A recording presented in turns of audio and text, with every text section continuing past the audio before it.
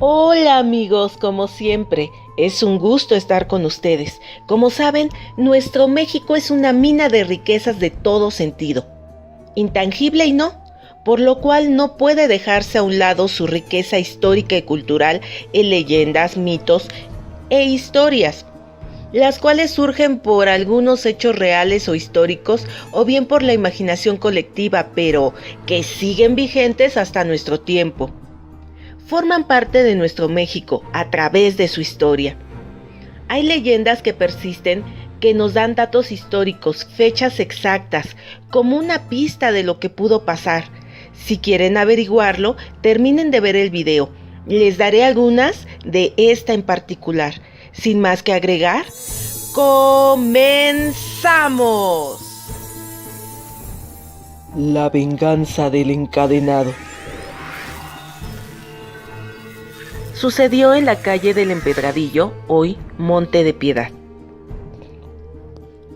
El Empedradillo fue el nombre que recibió esta calle por haber una de las primeras que se empedraron en la capital de la Nueva España. Muchas eran residencias de nobles y cortesanos que se levantaban a lo largo de aquella calle, pero destacaba sobre todo la de don Sebastián Medina del Campo, descendiente de un grande de España. Fue en los alrededores de esta mansión que a fines de 1681 empezaron a suceder ciertos acontecimientos que sobrecogieron de temor a los vecinos del Empedradillo. Mucho sorprendía a quienes habían sido testigos de aquellas apariciones y que éstas ocurrieran precisamente en las cercanías de la casa de don Sebastián. En una ocasión, dos caballeros se encontraban cerca de la casona de aquel noble, pero se vio interrumpida por un espectro, el cual se dice que la persona que se atreva a verlo, incluso el más valiente, termina loco. Aquellos hombres se esbozaron en sus capas, caminaron calle abajo, mientras el espectro misterioso se detenía a las puertas del señor Medina del Campo. Don Sebastián era un efecto hombre de gran estimación en la corte del virrey Tomás de la Cerda y Aragón, conde de Paredes, que había subido al poder el 30 de noviembre de 1680.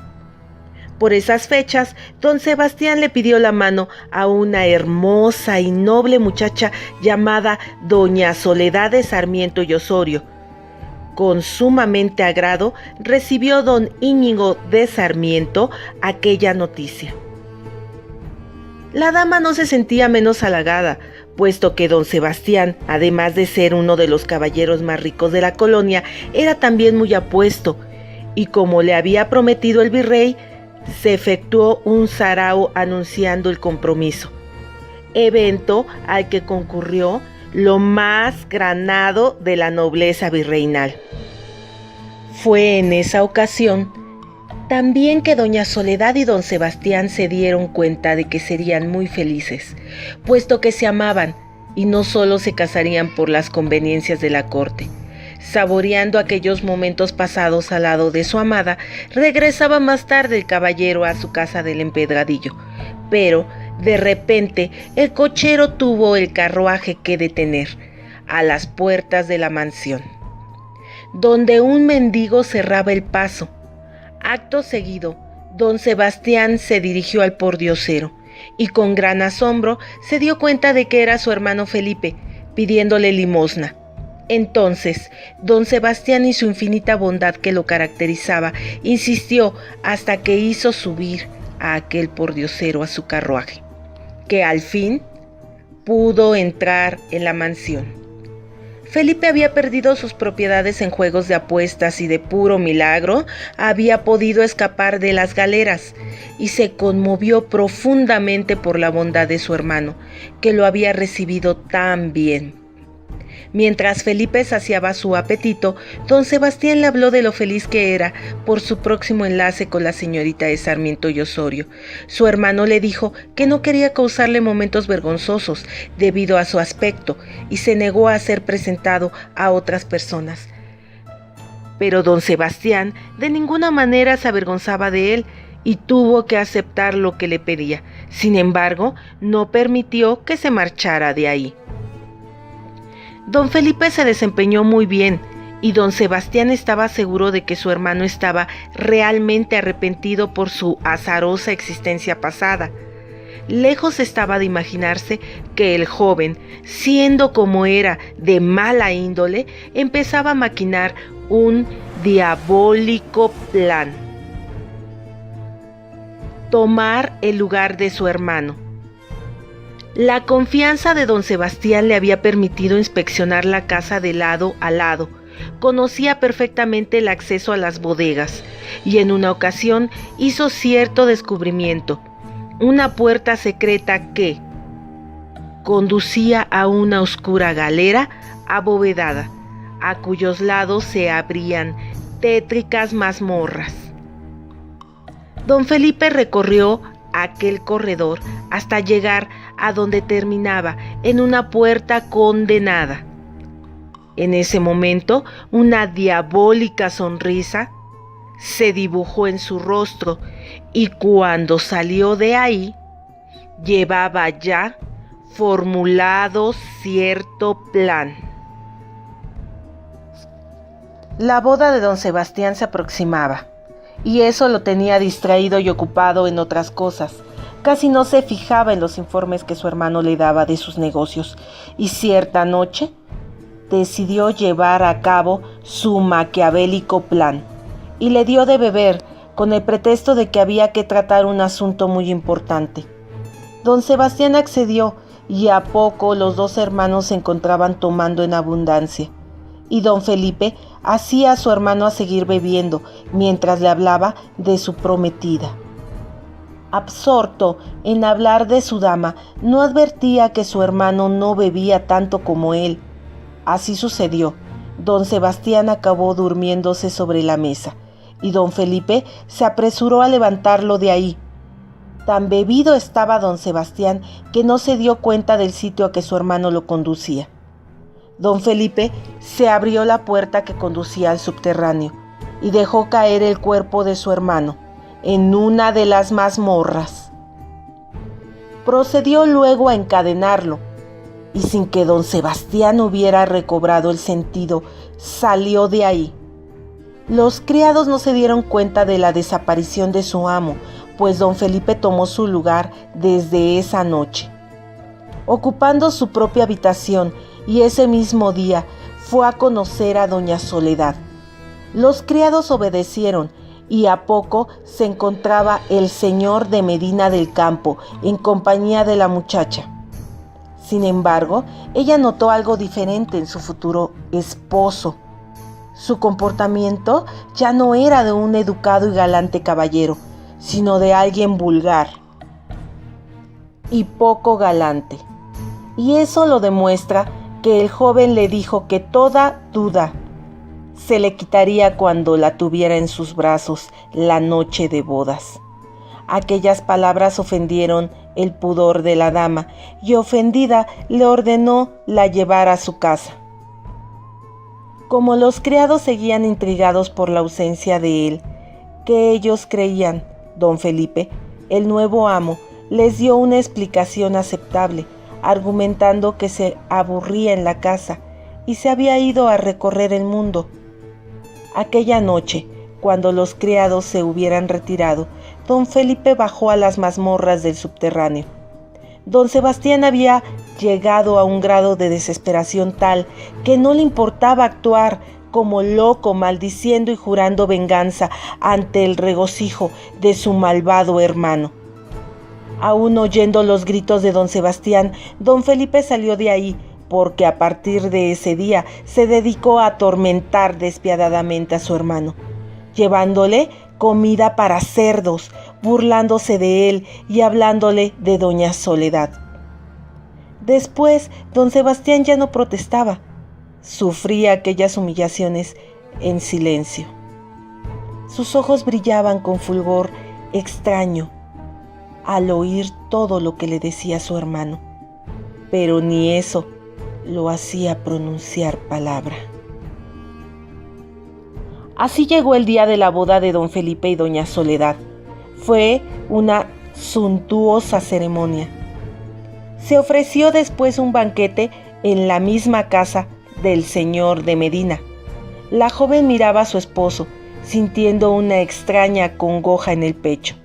Don Felipe bebía sin parar y en un momento pidió que se le disculpara un instante, mientras la dama obedecía la indicación de su marido.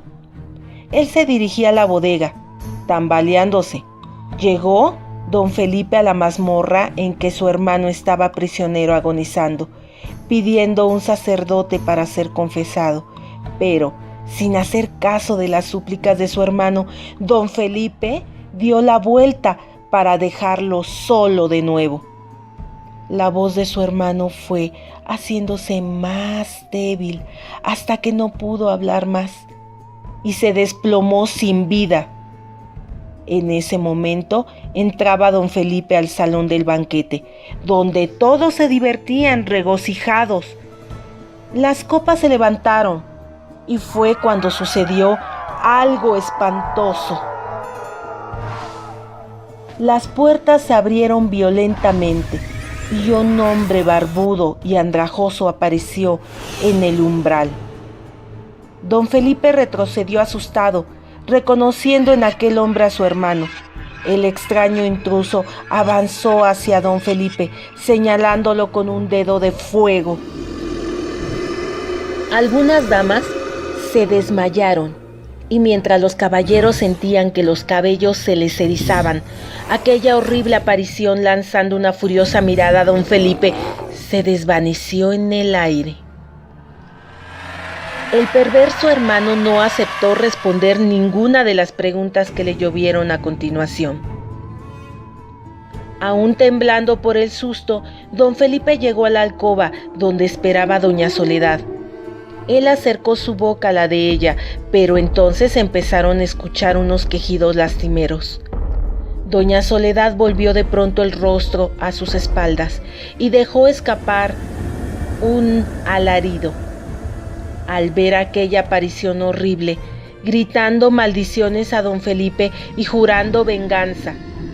Doña Soledad no pudo soportar la impresión y se desplomó desmayada, mientras el espectro de don Sebastián acosaba a su hermano y, exhalando un angustioso, aquella espantable figura desapareció.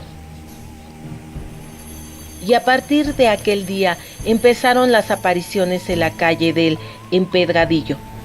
Los que habían tenido la mala suerte de toparse con él lo veían surgir de entre las baldosas de la calle, unas cuadras más adelante.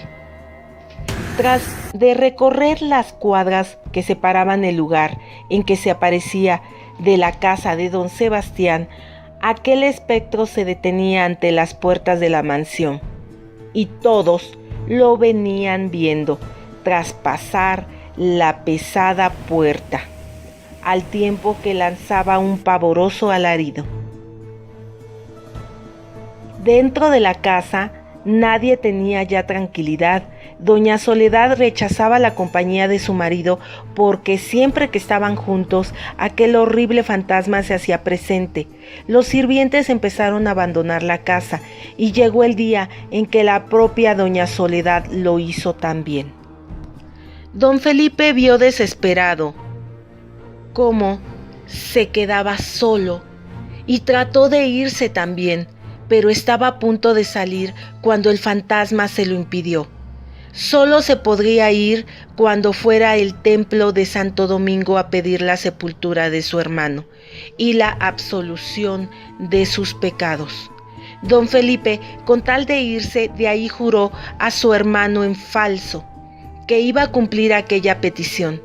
Los huecos ojos del espectro brillaron extrañadamente y luego su esquelética mano la clavó en el cuello de su hermano.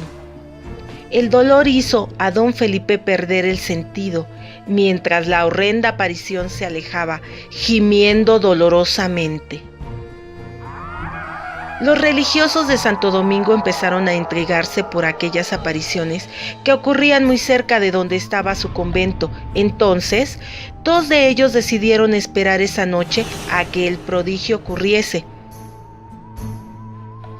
Una vez que anocheció y se tornó todo oscuro, el escalofriante gemido surcó los aires en ese momento. Del suelo surgía el horrible espectro de don Sebastián, y sin hacer caso de las palabras de los religiosos que rezaban con febril ansiedad, el espectro prosiguió su camino. Al día siguiente los frailes comunicaron lo que sucedió a su superior, y en aquella época no había por qué dudar de la palabra de 2 religiosos, y menos si eran de la Orden de Santo Domingo. Se ordenó una investigación. Así se hizo. Fue grande la sorpresa de todos al dar con la galería subterránea donde había muerto Sebastián Medina. Bajaron a continuación y vieron al infeliz encadenado en aquella espantosa mazmorra. Al final había una puerta. Entonces los clérigos y civiles avanzaron a lo largo de la galería hasta llegar a la puerta que conducía a la bodega de la mansión de don Sebastián. Todos traspusieron el umbral y subieron por la escalera que daba a la casa. Don Felipe apareció en ese momento. Presentaba un extraño aspecto. No soportó tantas emociones y cayó de rodillas ante los clérigos. Confesó todo, causando gran asombro en los presentes. De repente, don Felipe abrió mucho los ojos, clavándolos en un rincón de la habitación, gritando de horror.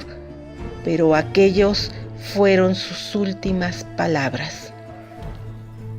Pues el infeliz se desplomó agonizante, con la frente perlada por el mismo sanguíneo que se aprecia en el espectro de su hermano. La casa fue bendecida y el cadáver de los hermanos gemelos sepultados en tumbas contiguas. Pero, aunque se creyó que con aquello cesarían las apariciones, días después se supo que había estado equivocados.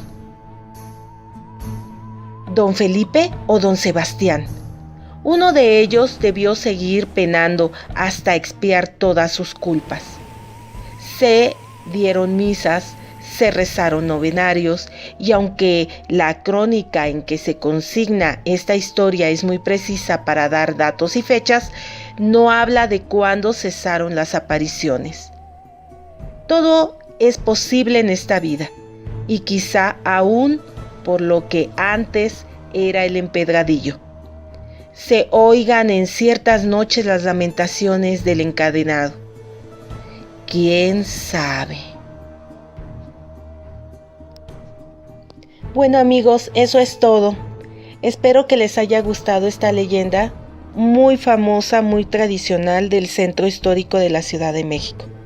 Ya saben, los espero en la próxima. Claro, aquí, en México a través de su historia. Si te gustó, amigo, ya sabes, dale me gusta y suscríbete para nuevos videos. Nos vemos. Suscríbete. Chao.